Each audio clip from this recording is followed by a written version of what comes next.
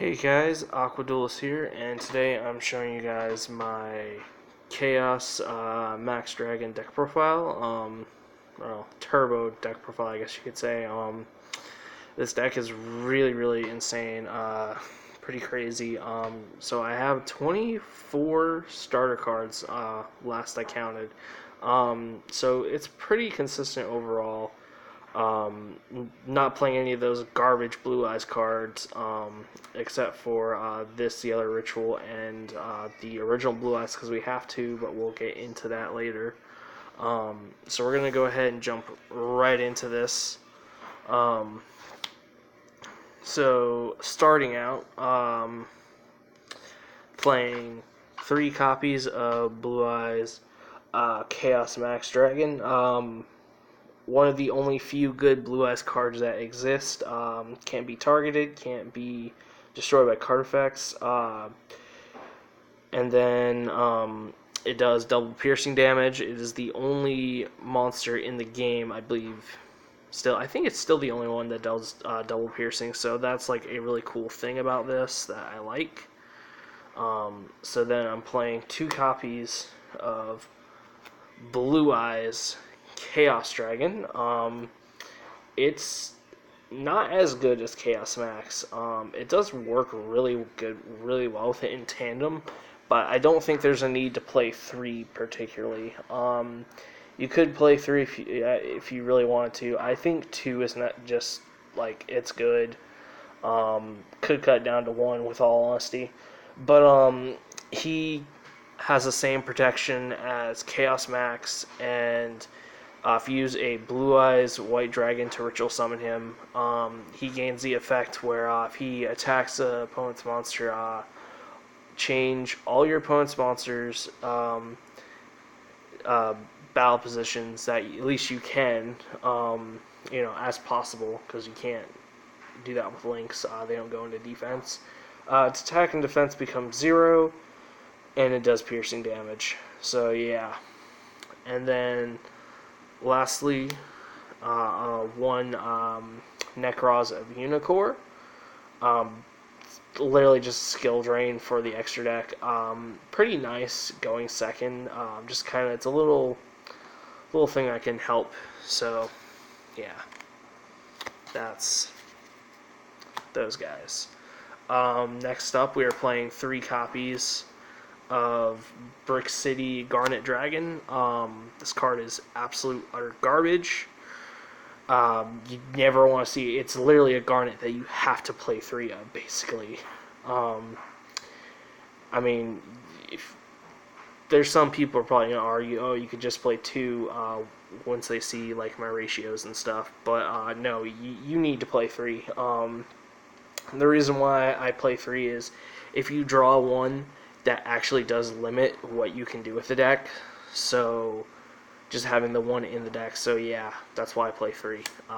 You really just have to. So yeah, that's it. No more Blue Eyes cards. That's all. We're not playing that garbage. And then I'm playing 3 copies of Manju of the 10,000 Hands. Standard staple ritual card. Grab either a ritual monster or ritual spell.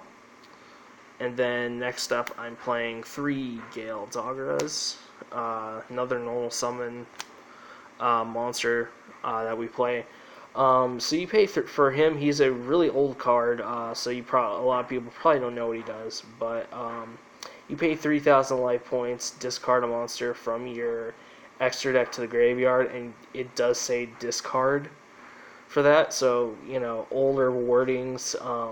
It's kind of a little weird, but so basically you can pay 6,000, grab a ritual monster and a ritual spell. So I mean, if you're gonna win, that life point cost does not matter at all. So yeah. Okay, so next we're gonna go into our Incantation package. So we are playing 3 Chalice Slimes. You reveal him, discard a card, and you special summon a Incantation from the deck. 3 Incantation Bookstones, reveal a ritual spell, special summon a incantation from the deck, and then his thing is he grabs a ritual spell from the graveyard. 3 copies of Pencil Plume, exactly the same as Bookstone except for spells. And then we're playing 2 copies of Incantation Talismandra. You reveal a ritual monster. You special summon him another incantation, and then if he's special summoned off of like another incantation, you grab a ritual monster from the deck. And then 2 candles, exact same thing as our buddy Talismandra over here, except ritual spells.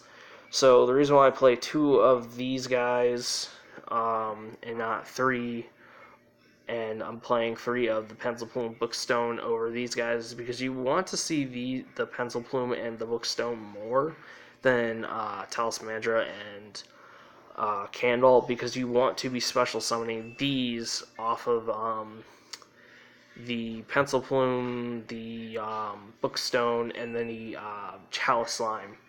So that's why. If you do get one of them, it's honestly not that bad, because this deck does just do so much searching wise. So, and then lastly for the incantations, the 1 Incantation Inception. Ritual summon. You basically tribute incantations to ritual summon a monster, and then if it's in your grave, you can send a incantation from your hand or on the field to the grave. Add or special summon a incantation from the deck, and then add it to your hand. So something I do want to point out is if you manage to get a Talismandra or a Candle, if you can actually get this into your hand, which is very easy, you could actually discard them for the effect and then just special summon one from the deck. So I've done that a few times, so it's not all that bad. So that's the incantation package right there. Next, going off to the last monsters we're playing. 1 Chaos Dragon Levianeer, and then 1 Blackluster Soldier Envoy at the beginning. Just because essentially we're going to be sending a bunch of light and dark monsters to the grave, so these are basically free bodies. So Levianeer has a couple different effects depending on what you use. If you use only light, special summon a monster from your graveyard. If you only use dark, shuffle a random card from your opponent's hand back in the deck. Both light and dark destroy up to 2 cards on the field. And then the Envoy at the beginning, you can only use 1 of these effects. Target a monster on the field, banish it, can't attack, and then if this guy attacks an opponent's monster, it can attack again. So overall, both are very good monsters. Just personal preference.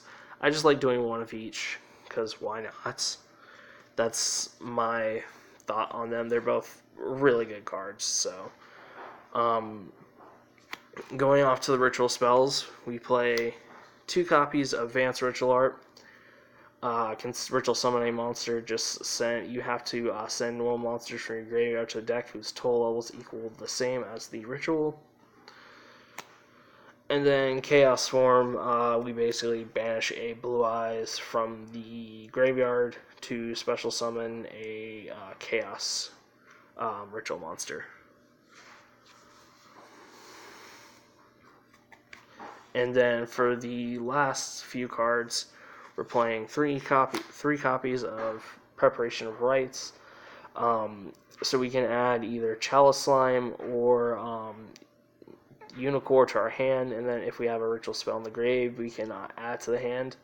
So you get some nice, weird mix of searching from the deck and then recycling from the graveyard.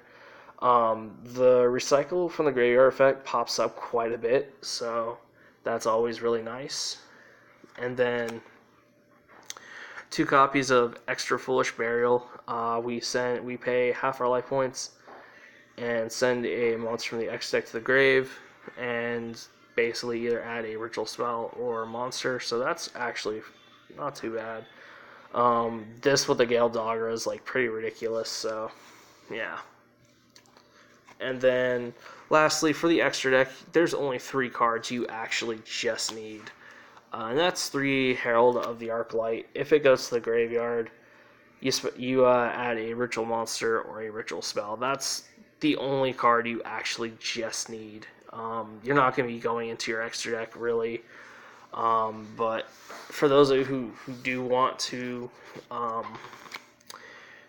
we have Hope Harbinger, Dragon, Titanic Galaxy as one option as a rank 8, and then we have Galaxy Eyes, Tachyon Dragon over here.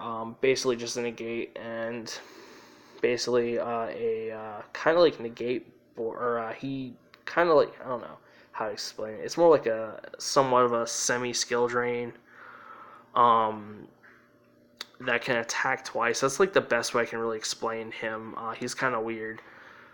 But yeah, so, and then another card that if you want to run, you can, is actually the one, Link 1, Almirage. There we go, yeah. Sounding great, Almirage, because we do play, was it the Gale Dogger, and let me find him real quick. He is under 1,000, his attack is under 1,000, so you could link him off for a Gale Dogger if you want.